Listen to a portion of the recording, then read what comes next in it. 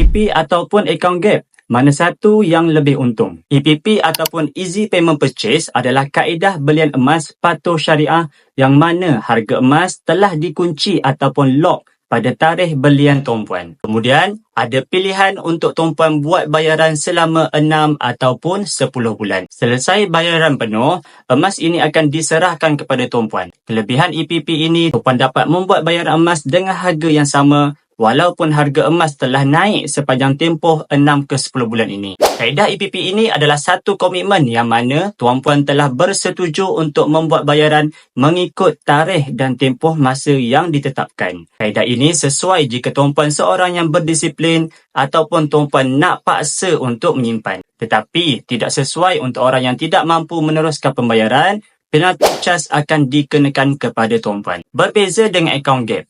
Ia adalah satu akaun simpanan emas yang mana sama seperti akaun bank. Cuma beza simpanan ini adalah dalam bentuk gram emas. Majoriti penyimpan emas public gold sukakan akaun gap ini kerana tidak ada komitmen dan tiada cas tersembunyi. Tuan boleh bebas untuk menyimpan mengikut bajet tuan serendah RM100. Belian emas adalah mengikut harga emas semasa.